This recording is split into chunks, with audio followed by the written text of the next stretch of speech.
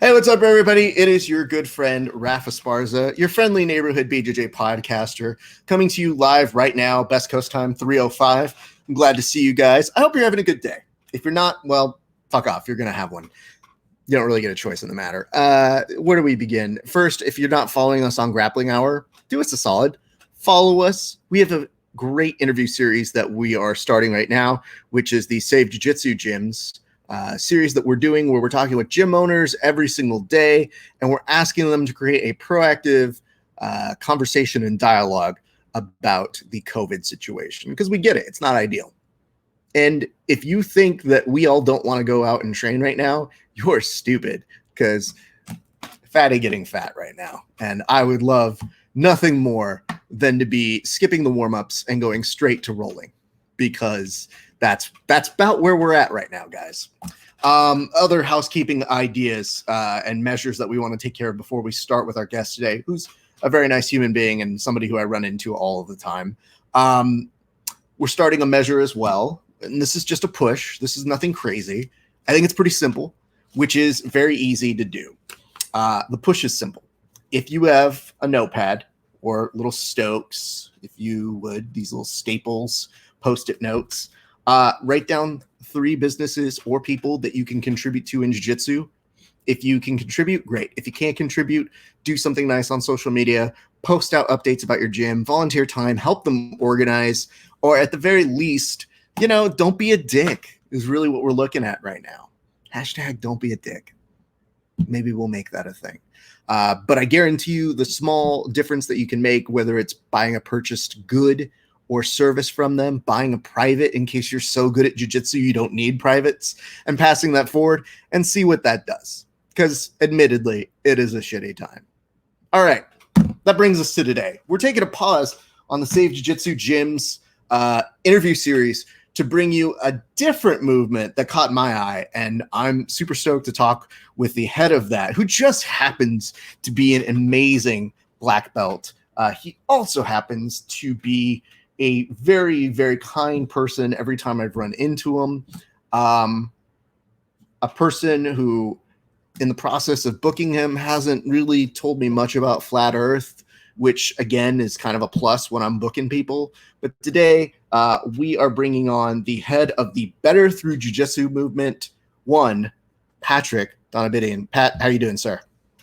I'm good. Thanks for having me. So let's talk about it, my friend. First of all, your hair adapts well to the jiu-jitsu COVID situation. So it's going in a good place. This takes some work to keep on my side. I spent like 3 hours just like trying to tuck it in the ears as much as possible. So, bro, I'll let you know, if I came out and did the show without any kind of work towards this right now, it would scare off viewers. Yeah, it's a real problem. I was telling my wife, I think I'm at the level of evil villain in The Incredibles kind of hairstyle right now, when it's not all pieced together like this. Pat, how have you been, man? What have you been up to? Man, I've been good. It's been obviously a strange time for me. I've been trying to write a jiu-jitsu book, because everyone just loves to read books when they think of jiu-jitsu. And just some wacky things, because I realized I have like zero discipline when it comes to anything, fitness, like working, being an adult. So I've gone through some weird experiments, like dopamine detoxes, and yeah, so it's been a growth period. I'm very grateful. I'm in a position where I'm kind of no kids, no mortgage. It's an opportunity to educate myself in different ways. So I feel bad for people that are like, excessively stressed out over those things. But yeah, just trying to make the most of it. Interesting. So I haven't seen a BJJ book in a bit. I've got a couple friends who have written BJJ books. Are you at liberty to say what it's about? Does it coincide with the movement that you're starting right now? Yeah, it certainly coincides. It's basically, I wanted to figure out how can you guarantee the average person, the average hobbyist can get from day one, zero, zilch, to becoming like a real technical savage, like a legit, 4-stripe white belt, blue belt, purple belt. Because it's really hard to break into the game at first, especially the bottom game. jujitsu, like really how to play and how to engage with your opponent. So I basically came up with a 3-step process. That's why I call it the Nogi 3X effect. For now, it should stick in your memory. A little cheesy, but yeah, it's basically take someone from being what I call a reactive ragdoll into a technical savage. So, the first, I'll just give a quick rundown. The first thing you got to do is pick a game you can win, because there's guys that go into jiu-jitsu and they try to go for leg locks on day one, and they try to go for like stand up, and it's just you're going to be drowning in side control the whole time, whatever plans you have. So just knowing like what game to play. Maybe it's side control recovery, and then shrinking it down into micro battles. And so that could be like just shrink it down, because we get stressed and uncomfortable, and a lot of guys quit from overwhelm. So, and then lastly is innovate. Instead of trying to innovate your game first and say you have a style and you're a beginner. Dealt with some of those types of students in my day, but yeah. So it's just been working on that process, and yeah, it's been. So hold on, just want to clarify here. I'm writing down some notes. Yeah. Just don't jump on leg locks so bad. It would be bad to spend the majority of your time attacking leg locks in your first like 6 months to 12 months of jiu-jitsu, I'd say. Or you should spend time on leg locks, but that shouldn't be the first thing you work on. And I used to be very pro like libertarian leg locks right away. But I realized it just guys are either injured or it's just too complicated. There's too many moving parts. I'm so glad that you have a pro-libertarian stance on leg locks. Like you're saying, like you don't want them taxed or some bullshit. So I'm very glad that we've been oppressing leg locks with too many taxes right now. I appreciate that. I feel like writing books is a lost art. I've thought about doing them, but I find that doing this is a lot more fulfilling to me at the moment. I'd like to think at some point in my career, towards the end, when I'm like, I've run out of people, I've interviewed everybody, I'm probably just going to sit down and start ghostwriting people's memoirs. So I've already written out the first chapter of Gary Tonan's book, and it's mostly just detailing his STDs. And then we'll go from there. Oh, actually, that's a long chapter. That's why the book never gets written. There's no other chapters. It's just that. Well, let's talk a little bit about you and your beginnings. Obviously a black belt. How long have you been training, sir? I've been training for about 10 years now. Okay. Now, did you start in the gi, or were you always 10P for L?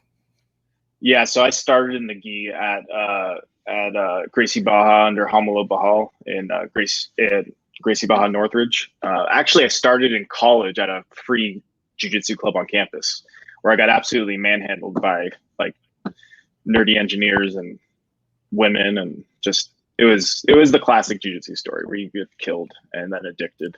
But yeah, I got my blue belt in the gi, and then Eddie moved from Hollywood, which like I grew up in the Valley, and Hollywood might as well have been like another state. Like I never went over the hill. So there was no chance I was going to go. I think he was on Santa Monica at that time, somewhere near there. And so he moved to Burbank for a period of time. Mm-hmm. And I found out, and I was like, oh, that's a lot closer. And I've been like a 10th Planet person on YouTube for like a year now. And so yeah, I made the switch. Can I ask, did you do athletic sports before jiu-jitsu? Yeah, I was a baseball player. And I ended up playing at the University of Miami. Although by playing, I mean catching bullpens, because the time I was there, the star catcher there was Yasmani Grandal, who became catcher for the Dodgers, and now I'm not sure what team he's on now, but yeah, I was in the bullpen pretty much the whole time. Got to play some in the off season. So when eventually that career ended after 2 years, I got cut from the team, which sucked. but jiu-jitsu kind of like came and saved the day. So did any of those skills transfer? Because a lot of different sports, when somebody says they go from wrestling to jiu-jitsu, it's always like, oh, you have a base knowledge of something, we just have to mold it. Did any of the baseball kind of training that you did sort of carry over? It definitely helped, although it's kind of annoying because like we lifted a lot and I have Armenian mountain legs. And so it'd be the classic thing where like I'd be a white belt and I'd do pretty well in a roll. And like the only compliment I get is like, oh man, you're so strong. It's like, I'm trying to use some technique here, but that's a classic kind of cop out to be told that you're so strong. And that's why anything bad could have happened to the other person. I mean, I've trained with you and it is difficult to get around. Like, you're obviously good, but it is difficult to get around. Like, no, it's a good grip. I'm not going anywhere for a little bit, so you have to figure something out here. Yeah, you're doing it to me now too. It's just it hurts. It hurts right here. Oh, but, shut up! Ooh, cry on your black belt, whatever black belt they give you for whatever reason in no-gi, where you're just like, that's what it should be for. Cry your "I'm strong" tears. Actually, one of the things that people do know about you in the 10th Planet System is you are very technical and you have a very solid game that I think a lot of people appreciate. You're one of those folks that, you're not always crying for attention within the sport, but people who know you're good. So I think that's a pretty good compliment to have. Well, yeah, thanks for telling me that. I definitely want to hear that more and more. Just keep letting me know when people say that. But honestly, I think that's probably because one, I didn't want to be like labeled that aggro guy, so I was like extra careful. But also, like, what's funny is before jiu-jitsu and even now, like, I've never won a fight in my life. I got in some like scuffles in high school, but like it never went well. One time a guy threw a penny at my head, like so hard, like right behind me. It hurt. And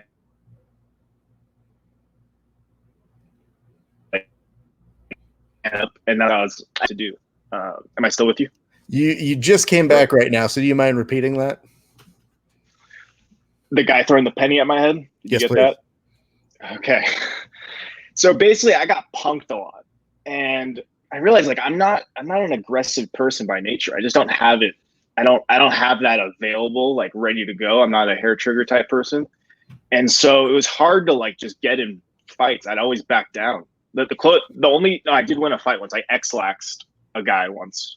And yeah, it was in high school. I got suspended. It was really bad. Put it in a drink. Yeah, it's incriminated. Now I'm incriminated now. Yeah, I was about to say, good job here, Cardi B. You're going to have a whole bunch of people being like, I like Pat before I knew that. It was 10th grade, and I got punched in the face for it. So I got served justice. Yeah, all things even out. You basically stuck it to Wall Street, et cetera, et cetera. Yeah. Pat, the thing though about it is you obviously have to come from these beginnings, and I think part of the reason why I particularly want to know these questions and answers is because you're now starting to spearhead a movement that I think is probably being built out of the coronavirus. If I'm kind of leading here, is it something that is a response to it, or did you always have this in mind, especially if you're thinking about making a book about jiu-jitsu? Yeah, so I started thinking about it when I started my early morning day slayer program at 10th Planet headquarters, because I came up in jiu-jitsu as a young athlete, and it was basically an addicting video game to me. And and I was having some success, and it was just like I wanted to spend more and more time. It was like an escape, which is great. But once I started a morning program because I wanted to become an early morning person, but I couldn't get up. So I figured if there's 20 people waiting outside a gym at 6:30 a.m., like I'll finally get the hell out of bed. So I started that, and I started to roll and teach a whole different type of student. It was like guys in their 30s and 40s, kids, like executive jobs, heads of law firms, digital marketers, and people with just like a lot of responsibility, a lot of kids. And seems like a lot of headaches, but they were like there at the gym. Some clients wanted to like meet at 5 a.m. It's like, when are you sleeping? What the hell? And it hit me that it's got to be more than just an addicting video game, because that's just, it's not enough. It's just, there's no meaning in that if we're just distracting ourselves. And I think jujitsu serves as it used to be like a David and Goliath story. That was the jujitsu narrative, starting with Royce Gracie, UFC 1993.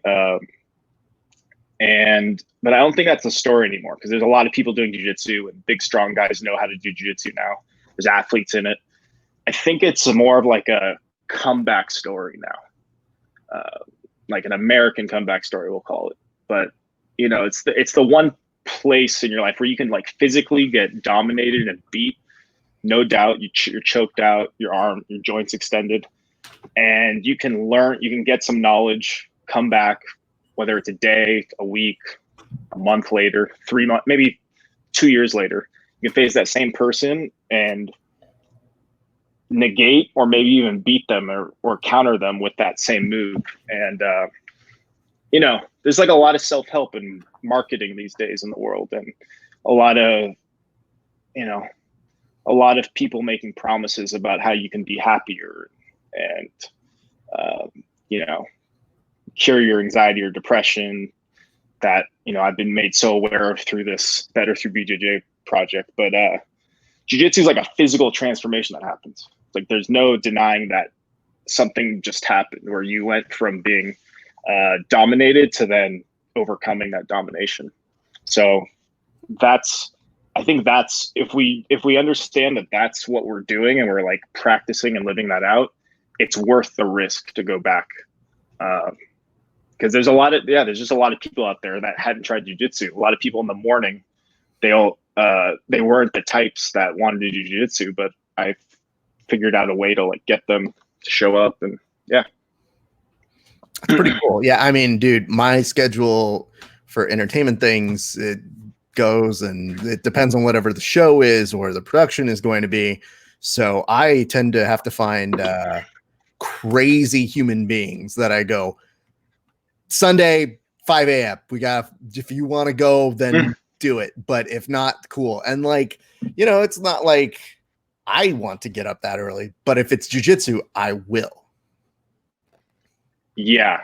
So Sunday at 5 a.m. Where's that? No, these are just makeshift times. Like, honestly, it just depends on my week. Cause I like before Corona, all this sort of a thing.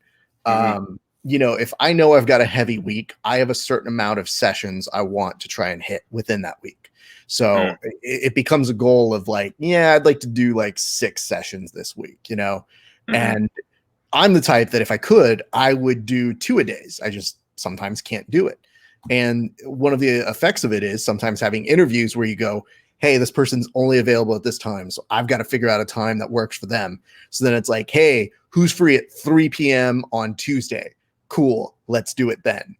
And I use my skills as a scheduler to compensate for a shitty schedule. So a lot of the times, I like the show I'm working on right now, they would have a production call at like 6 a.m. And those are the days I look at the schedule and I go, okay, can't be done. I'm here for 12 hours, so I'm not training that day. But you better believe the first opportunity I see a call sheet that says 8 a.m., I'm like, who wants to get up at 5 a.m.? And I go to my usual brand of suspects, but it's usually just like, renting out of space and just trying to do some hard rounds beforehand, because also as a creative person, my brain works better. So I write better jokes and I write better material once I train in the morning. My brain just fires off differently. And also from like a interactive level, you're not just being silent when you train. When you finish the day, a lot of the guys want to talk shop. They want to say like, oh man, isn't this crazy? Did you see that super fight? And for my business of doing jiu-jitsu podcasts, half the time I'll try out a new joke on them and I'll be like, dude, this reminds me of this. And it's like that one movie where they did this, and you can see it out and you go, okay, I've written 2 jokes now. I'm going to go to work. So I'd like to ask you, because you've been in comedy for a long time, I assume. Does the back and forth and spontaneity of comedy serve as a metaphor for you to learn jujitsu, or does learning jujitsu, has jujitsu been the metaphor for you to become better at comedy? We probably use both, but which one? Yeah, I mean, they've become a little simpatico over the years. I would say before even comedy, yeah, that sounds right. Is everybody has to learn their craft and they have to learn how to get better at it. So one of the reasons why I don't spend as much time preparing for interviews as say maybe somebody just starting out is I put in those reps years ago when I was going to college and learning how to perform as well at the same time. So I was on a speech and debate team, and the way that people compete in jiu-jitsu is how I competed in speech. I got recruited for it, helped people win national titles, won a couple national titles myself, did well. And I learned that I sucked at the beginning of doing speech. And I said, okay, how do I get better? And it's got to be more than just showing up. And I would see people who could memorize like pages of prose or speeches in seconds. And I was like, I just can't. I don't have their speed. So I have to work 3 times as hard as them to memorize, and then I can be on their level. Because if I don't do that preparation and somebody's just going to judge us at base level, they're going to win. And I did well for myself in learning that. So when I got to jiu-jitsu and in comedy as well, comedy, you show up and you suck. So there's an overlap there. But especially for jiu-jitsu, I came in and was like, I know what I don't have a lot. I have a good recognition of, no, I don't have this. Oh, I don't have that. And I seek out training partners that are challenging. I seek out people who I think know more than me or who push me. And those who I feel benefit from the stuff that I do know, I respond back to them. So ever since then, I literally used the work 3 times as hard mechanism to get better at jiu-jitsu. And it's also why I feel if I don't go to 3 classes in a week or in a day, I do fall behind some of the other folks who are maybe at my skill level, who just will pick up a move and go like, you'll show it to them and they go, oh yeah, I got that. Meanwhile, I'm over in the corner going, okay, I'm going to have to think about that one when I get home. Cool. Yeah, there's nothing worse than learning the same exact technique and one person's just, it's like they've done it for years and you're like still figuring out the sequence. I mean, I'm there a lot. If you know how to lean on what your strengths and weaknesses are, and you're very honest with yourself, I think you'll go further than if you just blindly show up without a purpose. So I very much come from the mindset of, if I come in late to a class, which is often, but if I come in late to a class, sometimes they try to pair me up right away. And I have 2 mindsets on that. One, I don't think I should be treated specially because I came in late. So I tend to put myself to the side and just observe. And then when they try to be like, oh, hey, do you want to like go in and we'll show you the move? I'm like, let me just watch them drill it. And what they don't understand sometimes, and it's very nice of them to include me, but is that I'm looking at it and saying like, okay, here are my mental reps. Move left leg here, move right leg here, try to do this so that I get the concept. And then once I have the concept, I can get body recognition. So you're kind of visual and you, yeah, that makes sense. Yeah, and you have a problem. Yeah, and you have a problem-solving personality also, like because you said something earlier where when something wasn't going right, you weren't having success in the beginning of jiu-jitsu. You immediately went to like, okay, what are the things? Like you went micro right away, but like the common instinct, and I feel this still when I'm like driving home from jiu-jitsu is like, oh, I'm just not a fighter, or I don't have a bottom game, or I'm just like, I'm just get smashed. It's just like I go general, like, condemnation as quickly as possible, So yeah, the ability to just like hone in on specific problems, that's a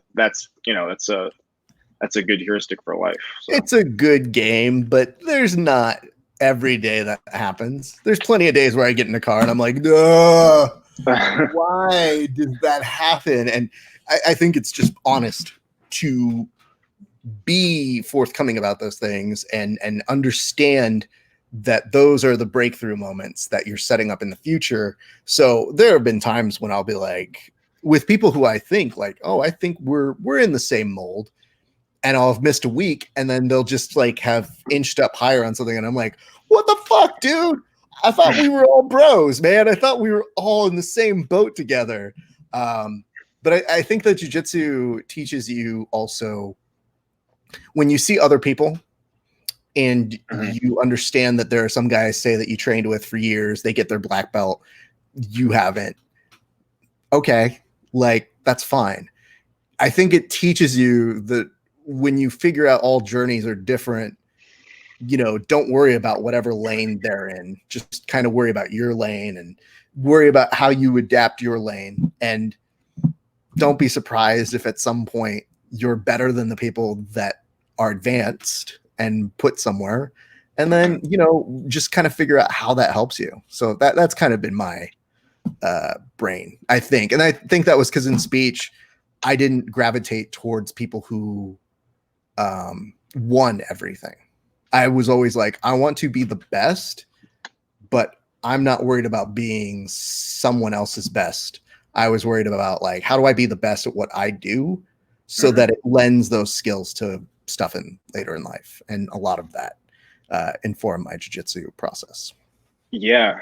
It seems to help you kind of function, understand, or it's helped me understand like the concept of hierarchy and functioning within it, and being okay with not being at the top, or, you know, struggling. Because a lot of times we want to blame, it's like, oh, it's politics why I didn't get the promotion, right.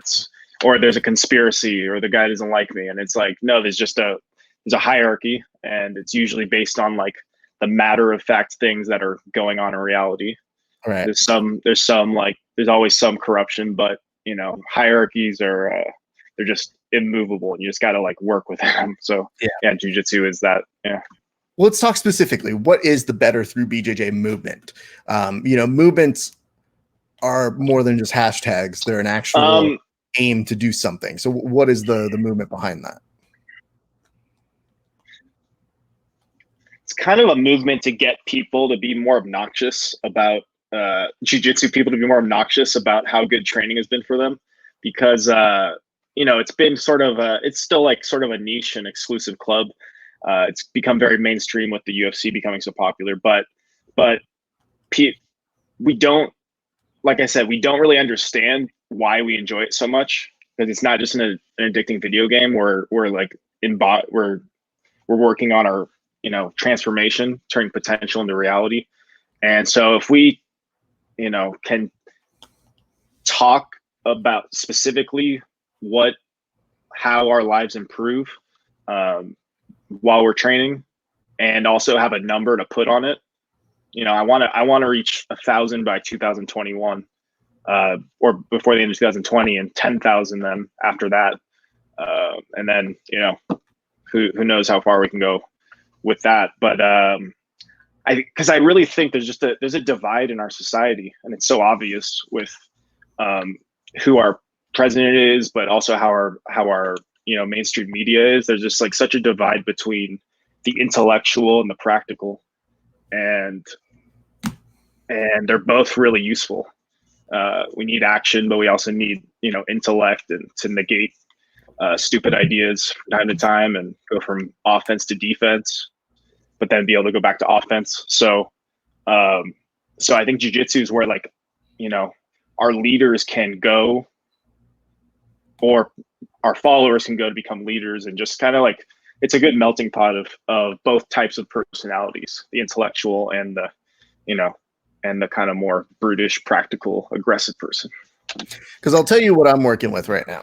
So I mentioned this up top, but I think it's part of the reason why I thought the timing of what you're doing is good, and how hopefully similar like-minded people can come together on this, which is you're pushing to enhance the positives. So on your website, you know, you have a link in your Instagram that takes you to the Better Through BJJ Project.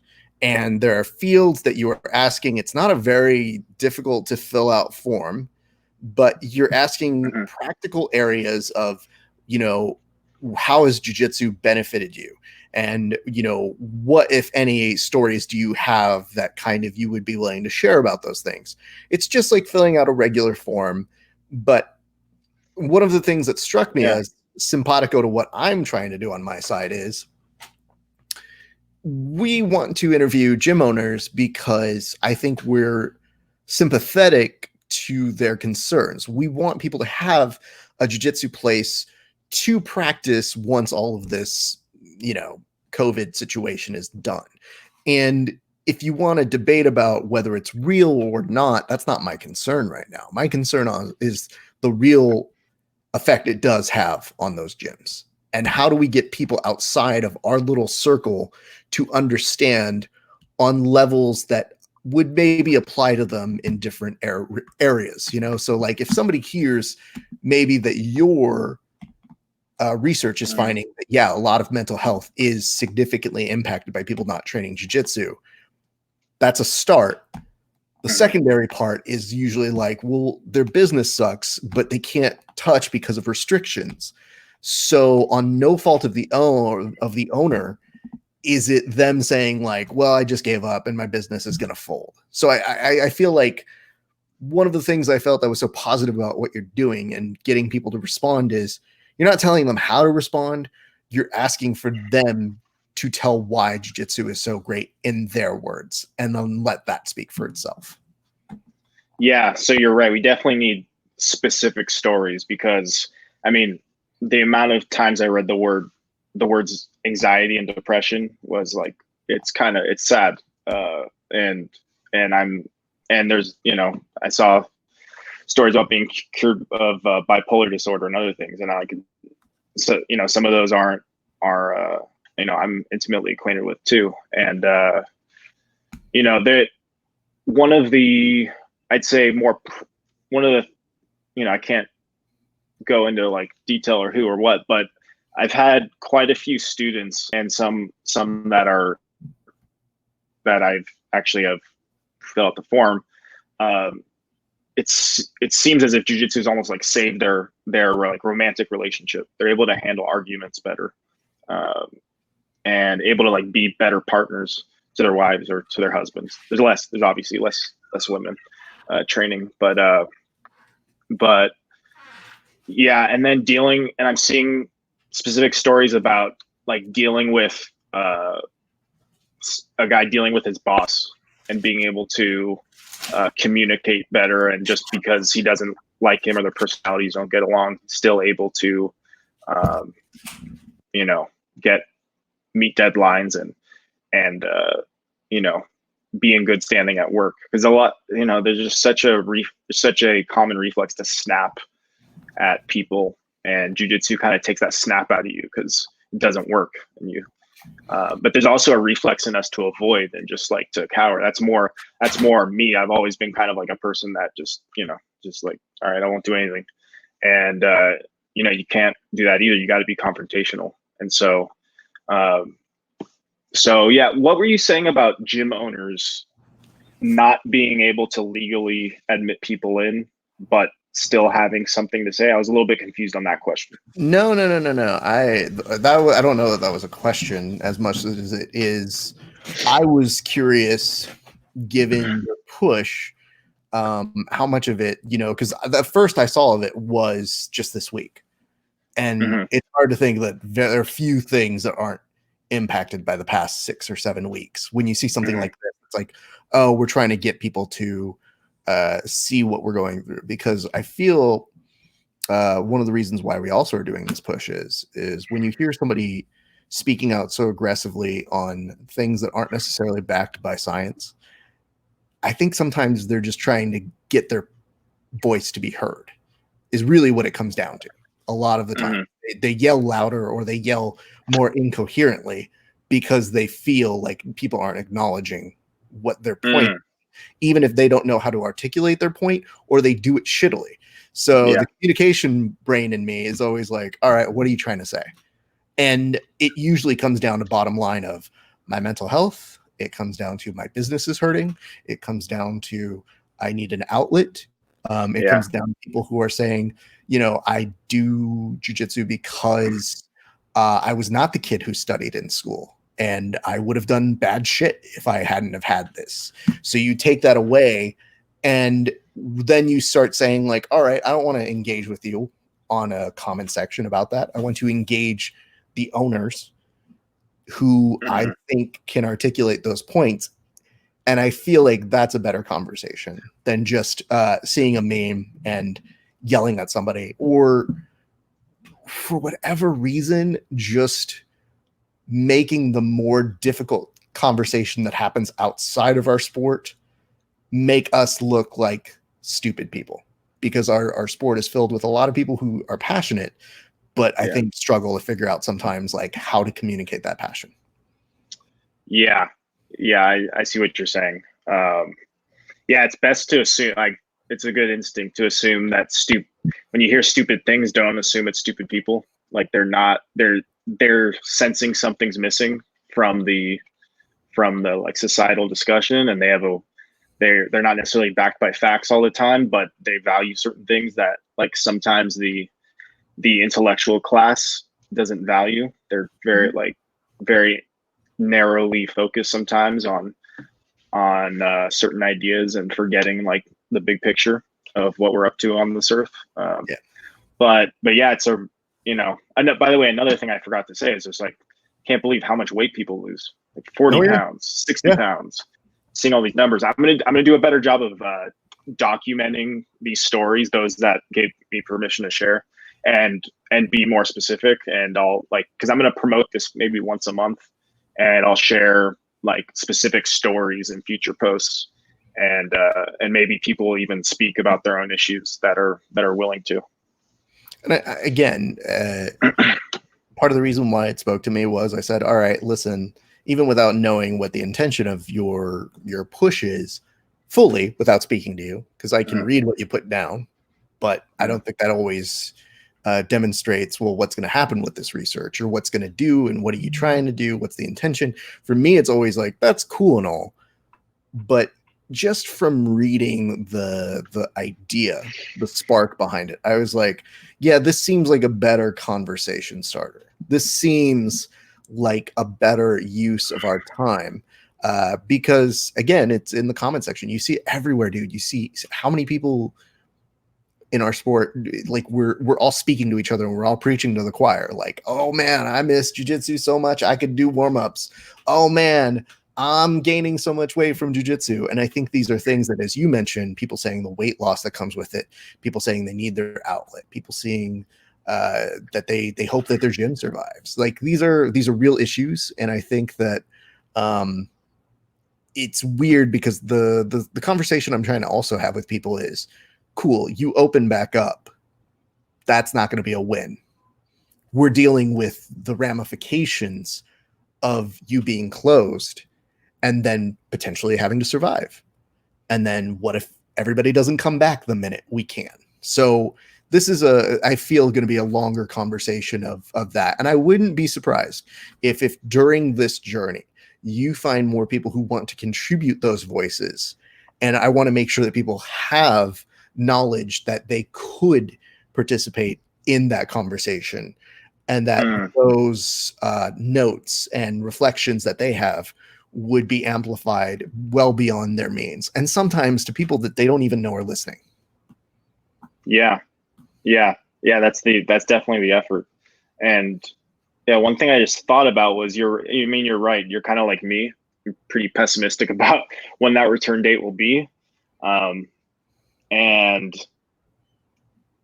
I really think it's important we know why jujitsu is so attractive to us, because we can take that, maybe we can't do jujitsu, but we can take that approach to life and really address things like just really know that you're not a fixed individual. Like I'm a hothead, so I get to yell at people whenever I want. It's like, oh, you can work on that. You can build some micro routines and not be so disagreeable. But like I realized during this time, I can't just be a jiu-jitsu coach. I have to start a second business, because if I was caught in this with kids and big expenses, I'd be in big trouble. So I didn't want to do that, but I had to solve the problem. So it's just like confronting what's wrong and not complaining about it. I think if we can do that, then that's whether jiu-jitsu is here or not, we can like embrace the call to adventure and like take forward action and lead with love and positivity. That hopefully is the lesson. Yeah. You mentioned that you foresee it being a bit of ways. What do you think? How far do you think we're out? So we just got some retail stores and restaurants opening on the 15th, right? That was statewide. Believe stage 2 is what we're going to be looking to do. Yep. Yeah. So it's weird because probably fitness gyms will be in stage 2 or 3, probably. Mm-hmm. And jujitsu's not well known enough, I think, to be like specified in whatever policy passes, unless there's a jujitsu practitioner that's like some intern in the governor's office.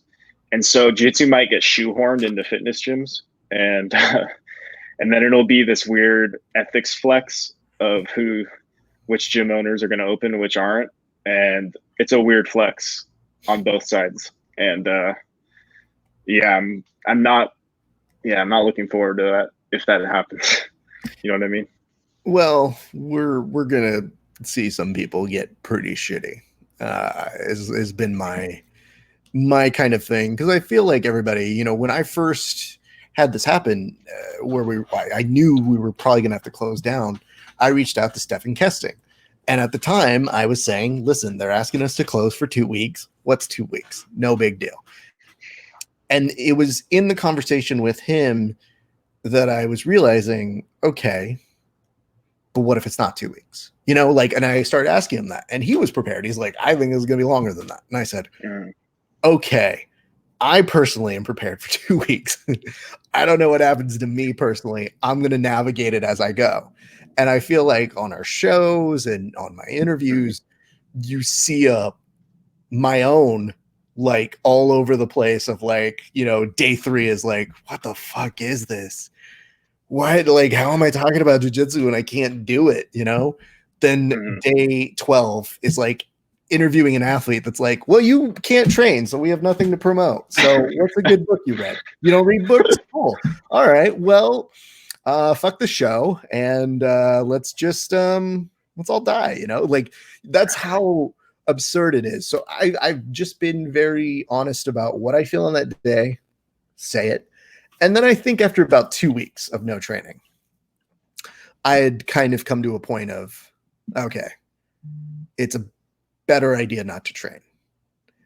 I want to. I have an idea of how I'm going to go back to it eventually. But I'm now seeing the effects that it's having on my friends, from my network, from doing these podcasts, of people who have been guests, who have gyms all over the country and the world, and realizing this is not a great conversation that's happening everywhere. Like, it's not good. And the one thing I appreciate is everybody's honesty on it. So I think that's good. But I think it's going to be a lot of people who aren't good about talking about their feelings, learning how to be like, I punch things for a living. My name is Dave. And thank you for the support group, everybody. It's been 40 days since I've last Kimura'd someone. And I mean, the more that you see that's happening, so I think the role that I've carved out for myself is continue having conversations. That's what I lend the sport. So it's part of the reason why on Instagram I'm like grabbing beers with guys who aren't those major stars and saying, like, I don't care, just who wants to have a beer with me, we'll chat, we'll keep a dialogue going to show there are ways that you can still be interacting with people, and it's good for me. I think it's good for them. Yeah, I really admire the people that have like really stepped up and shown up for people like you, and like being active on social media. Like I find social media kind of exhausting. I'm getting better, but I take time off from it. But I do feel sort of an ethical obligation to keep showing up and keep adding value in some way. And even like some restaurants that just like are shut down, like they're done, they had no ideas. And then some restaurants like 3 days later they were selling like avocados out of the front door. And it's admirable of people that can adapt quickly, and just do something, like say something, using the word like you do, or giving solo drills, even though I hate solo drills. Hate them. Oh, well, But I'm also super honest about this right now, in the sense that I think it's amazing that people are doing Zooms and doing their living room training. I'm not. But I think what it is I think it's so beautiful. I'm talking with Chris Moriarty this week. He outlined a 6-stage implementation for jiu-jitsu folks and gyms that I think is one of the first. And I told people, I'm like, none of these are going to be perfect, but what's great? It's great and really understandable to our sport. No fucking point set is perfect. So if you can get behind that, you can get behind the fact that we're going to open up in some weird stages, because we can't even agree if EBI rules are cool or not, bro. So shut the fuck up and just get with the program. And this guy, he's really good about it. But I've also started, like, on my side, coming up with my own fitness stages of like, hey, everybody, I'm here to announce these are the stages in which Fat Raf will get back to training. Stage 1 is when we're allowed to look outside. Stage 2 is when my puppy basically stops being so attached to me. Stage 3 is when we're allowed to punch something. And, I just realized, like, you can do those things. You're not limited by everything. But I do jiu-jitsu to stay healthy. There's a reason I don't lift weights. There's a reason I don't do other things. This was my thing. So I've just been very honest about saying, like, it's coming for now. I'm going to enjoy a couple beers. I'm going to enjoy some dessert. And then I'm just going to understand that in a few months, I'm going to be crying on the side in between rounds and being like, this sucks so bad.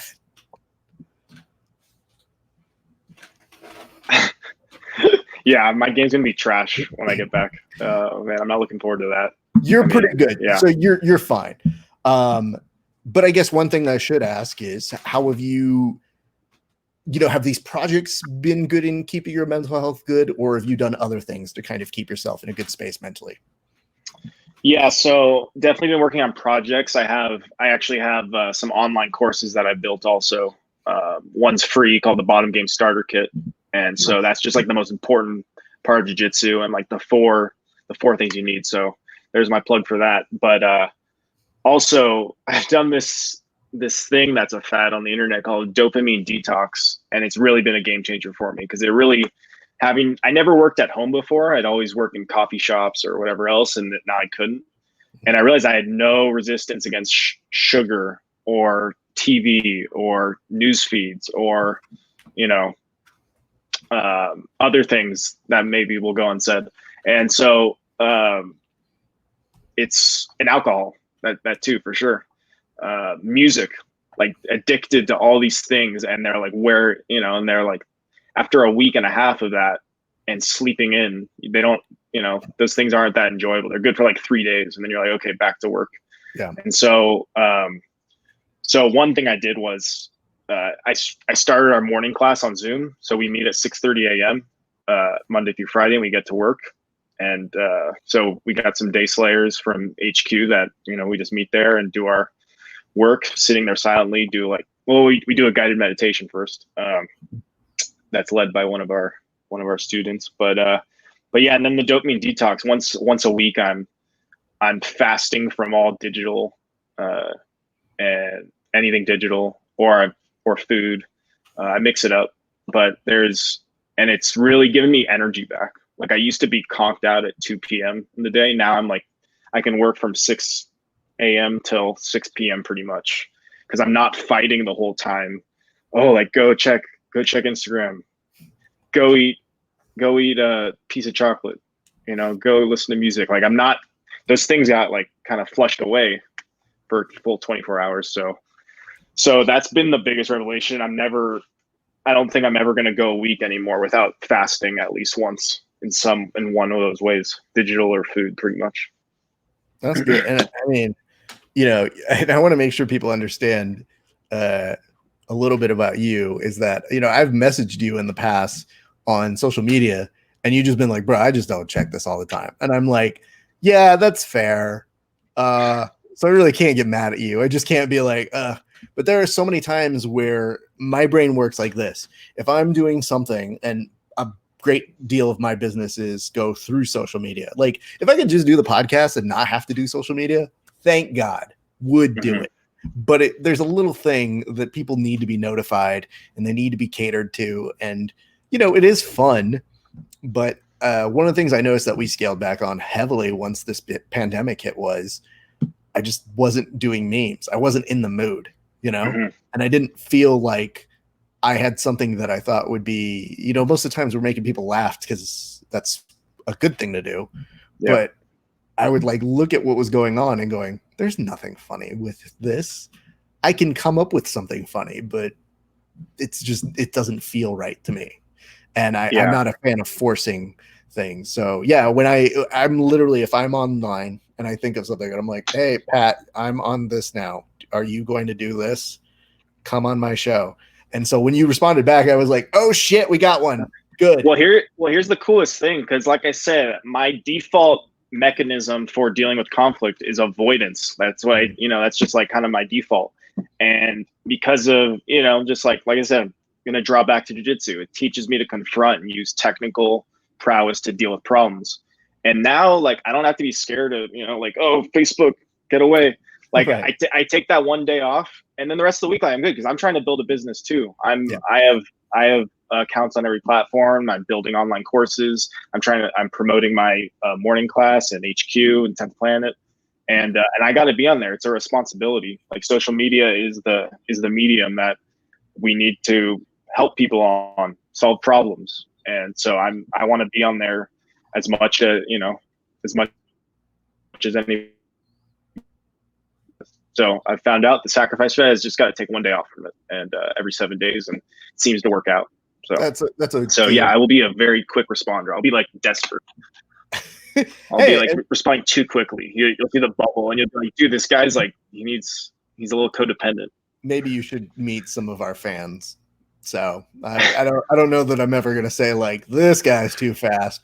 We have a lot of fans who like sometimes I'm in the middle of being like, hey, that's a good meme. Thanks, guys. They'll be like, anyway, I made this meme because I was like, I don't need to know. Thank you very much. Like, we're not taking fan submissions. We're not doing any of that. It's just kind of like, cool. I know you want to share something with me.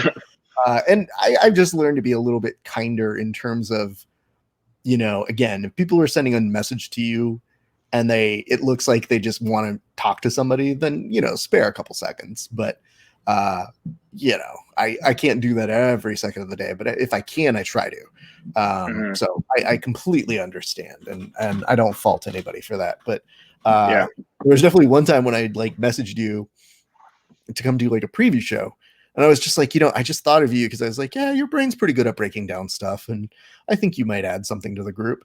And then you messaged me back like a couple days later or a week later, and you're like, man, that would have been fun. And I was like, oh, you would have wanted to do it too. Oh, now I feel worse. But the good news for me is I just never forget those things. So I never forget like, oh, okay, fuck that. I always put it like somewhere in my brain, like, okay, the next time I do one of these shows, I'm always going to be doing shows. So yeah, I mean, do this, I can bring you on another one. Well, and part of it is that also like so many messaging apps now require you to say read or not read. So it's like when I'm like have too big of an inbox, I would like to check and like kind of see, but then I'll show my cards, and then I'm like, I gotta be like blissfully ignorant, I guess. Well, I've also tried to tell people like, please, for the love of God, don't misconstrue any of this as like, you know, an ex-girlfriend checking a red message. Like I don't the amount of care I have is not usually that high. Like the amount of care I have is, if this works, cool. If it doesn't, I'm gonna book somebody else. But yeah, I've definitely had some people communicate to me in ways that I was like, I'm not dating you. Like, this is no, we're good. Well, let's do this. I want to make sure people have a good understanding of the program, of the platform that you're using, and kind of where it is that you're looking to go. So before I give you a carte blanche to go and say all of that, where do you envision that movement going? So when you talk about Better Through BJJ, what do you see ultimately becoming of it? I'd like to see what I ultimately see, I'd like to see some politicians that are jiu-jitsu practitioners. I'd like to see, more CEOs that are jiu-jitsu practitioners, and just the decision makers in our society that have a balanced view where there's trust, and that's really what I like to see. I think kind of, I don't know much about martial arts history and Eastern history in Japan, but it seemed like the societal elites and the 1800s of Japan were also martial artists.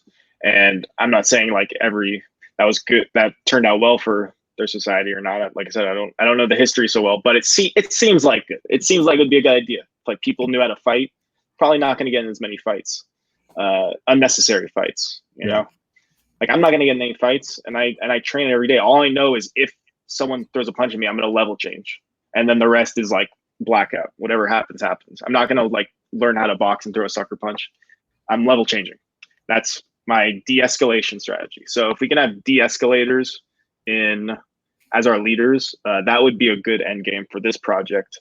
And also just bring some joy to people's lives. It's fun to kick ass in jiu-jitsu, to not feel like, just a rag doll when you show up to the gym every day, to turn into a real killer. So that's my mission as far as what I'm teaching. And yeah, the form for Better Through BJJ is on my Instagram. So you can just click the link in my bio. And then as far as my just go to patrickdonabedian.com. And I have some resources, free resources, as far as a video course, bottom game starter kit, how to really have a guard game that doesn't require flexibility or cardio, like endless cardio. It's just real technical, tactile things you can do.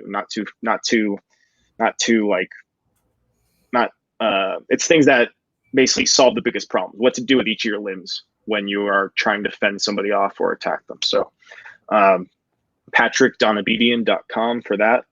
And yeah, I'll just continue to be active on my social media accounts as I get my relationship with it improves. So yeah, we're all waiting to see. It's a real Ross Rachel thing, you and social media. Everybody's watching on it. I would say this to you as well. Some encouraging news on the smallest of scales is, we've seen somebody like Andrew Yang kind of speak a little bit about jiu-jitsu, involves his kids.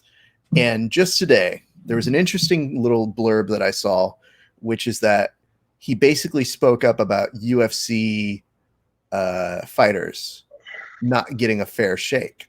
And I said, you know what? Okay, that's a start. That's a nice little nugget. It doesn't mean anything other than, well, he's talking about it. And you know what? Yeah. I'll take that. That gets people to understand us a little bit better. And I think maybe it's one of those little cracks in the door that you just kind of go, oh, okay, all right, now we just need to make that crack a little bit bigger. So it's not unfounded to think what you're thinking. It's just, we got to look to ways to, when we see those opportunities, continue that conversation. And for me, I think there are many ways to continue a shooting conversation, but I do think that there's enough of us to kind of get out there. And they're, like you mentioned, those people who are your morning warriors that you got going on. That's a great program, man. Those are the guys. Yeah, the people who train that early to me are not just have my admiration, They don't just have my brotherhood, because I'm also trying to get up and train those times, but they tend to be people who are juggling 12 different things.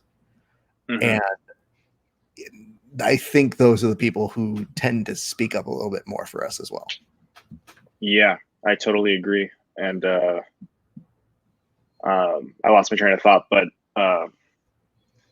yeah, I mean, people train 2-3 times a week. You don't have to train that much. You just show up and, you know, you got a million things to do. That's okay. But yeah, it's good. It's good. It's good for everyone. More people training. And we just got, as far as like, cause I know you, like, I'm not as sensitive to what you've described as like all the yelling in the comment section, cause I just don't look at them, but you have to look at them. It's part of your job. In the jiu-jitsu community. It's harder to ignore it when the athletes themselves are leading the charge. And, you know, we have an ongoing joke, which is uninformed athletes are the new uninformed actors and actresses. Like, to me, there are certain athletes that I'm like, oh God, Sharon Stone over here is trying to tell us something. Shut up and sing, shut up and grapple. Yeah. Well, I don't even care. I just think that everybody should have a voice. You say whatever you want. I've always felt the responsibility is don't look dumb. And unfortunately, sometimes the people who are the dumbest scream the loudest. And sometimes it's because of a popcorn effect of, ooh, that's entertaining to me. But also, sometimes people start to believe that, and they lead the conversation because they endorse or they take advantage of uncertainty and fear. And so that's where I think a lot of people really, you know, there's a lot of unknown variables right now. So anytime I see somebody trying to take credit and being like, see, I told you, and it was like, you just read an article. Like, yeah, well done, informed citizen. You're reading an article, but you didn't do the research. So I don't know why you think we need to thank you.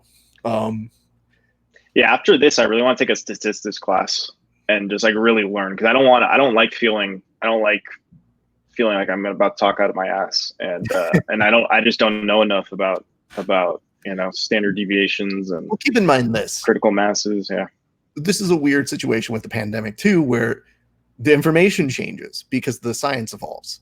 So when the science evolves, if you're looking at it and you say like, oh, that's not the same thing as it was a month ago because we've learned more or we have more data to go upon. So it's not wrong to be able to say like, oh, hey, what we thought a year ago has changed or has given us new information. But that also doesn't mean that you completely write off those people who are working that hard to tell us that information, because you know, there's obviously going to be ways of people being shitty about your information and media practices that are terrible, but like, do your work too. So that's part of our push is always, you know, do your due diligence, continue to read, but also be technical. Just like jiu-jitsu, be technical. Absolutely. Just don't presume you're always the guy. Like, no one here is leading expert. If I were to make a little, you know, the little thing over here that has our names, like underneath it, I would not be like crediting myself as head epidemiologist Rafa Esparza. Like, nah, bro, I'm reading you too. Like, I understand. We're all trying to figure this out as we go. Anyway. Yeah. Well, we just got to tell a better story. Just keep telling a better story. And I'm going to try to do a better job with what I see from people that submit. So, well, dude, I think that's great. I want to make sure people remember to go. It is the hashtag Better Through BJJ. It is also on, as he mentioned, his own Instagram. It's the bio. It's super easy to find. Super easy. They're trying to get 1,000 real life problems that were solved by Jiu-Jitsu. I think it's a good movement. And I would love to see him accomplish that. If we're doing it by math, what, 6 months, 7 months to do 10,000? I mean, honestly, it's a pretty feasible goal if we're really talking about it. You know, if it's a better number, 10,000 is, but 1,000 I think is what we'll do. Did I say 10,000? My apologies. That was the first number I came up with, and then I like kind of came down to earth. And but you know, it's anything's possible. If I, you know. Yeah. So absolutely. I'm just saying right now, between 1,000, what is it? 7 months. And really, Yeah, and really the measure is I just can't track it, but people that wouldn't do jiu-jitsu signing up. I mean, this is the lead measure for that, and I think that's the best. I can't think of a better way to like track it in a scaled, networked way. So that's what I came up with. My push would be this: if Patrick gets 5 people per day, he's going to reach that goal. That's it. 5 people. So if 5 of you watching this right now, literally go fill that. 5 of you watching the replay, continue doing that. He's going to reach that 1,000 goal. And more importantly, I think it's a pretty reasonable and respectable goal. So if you guys haven't done it yet, I'm going to do it after this. I wanted to wait because I didn't want to fill it out. I had to hear his intentions before, he asks me, maybe, I don't know what my social security number is. I don't want to give him that. He could be part of the dark web. At the very least now, if he is part of the dark web, he hasn't asked for anything important on here that will give away my worker comp status. So I think we are quite good here. I've tricked you. Absolutely. Patrick, again, you're an outstanding individual. I always like talking with you. I look forward to getting to train with you again at some point, but absolutely. In the meantime, keep up the good work, my man. Thank you, Raph. I appreciate it. You too, man. Stay active and keep being a good example on social media. I don't want to be a good example anymore. Stick around. I'll talk with you in just a second. I'm going to close it up here. All right. Here's the reminder to you guys. Thank you so much for watching. If you like us, excuse me, add us on all the major social media platforms. That's at Grappling Hour on Facebook, on YouTube, on the other ones, Twitter, Twitch, Periscope, all of them. Just add us is really what I'm asking for. And just want to remind you guys, if you could be so kind, fill out piece of paper, 3 people, gyms, individuals that you can support per day. Pass that forward. If it's a small business, even better. But do what you can. Offer to help with your gyms. Ask to organize. Check in on each other. That's it. Make your small impact go as big as possible. Anyway, my name is Rafa Esparza. Thank you guys so much for watching. We're going to continue this party tomorrow. I think we have 2 interviews. I think one is with Stephen Aiken. Is it? I don't know. Maybe it's not. The days are getting lost upon me. But yes, we will have Steve on the show, I believe, tomorrow. And I think we're going to have one other guest. But I will JJ Pages. Thank you, brain. There it is. Those 2 individuals will be on with us tomorrow as we continue our look at hashtag Save Jiu-Jitsu Gyms so that we can go ahead and feature people who are gym owners who would want to talk about their struggles in their business. If you know somebody in that, please tell them to get a hold of me. I'd be happy to walk them through the process of appearing on the show. But that's it. My name is Rafa Esparza again. You've been watching the Grappling Hour. We'll see you back on the mats eventually.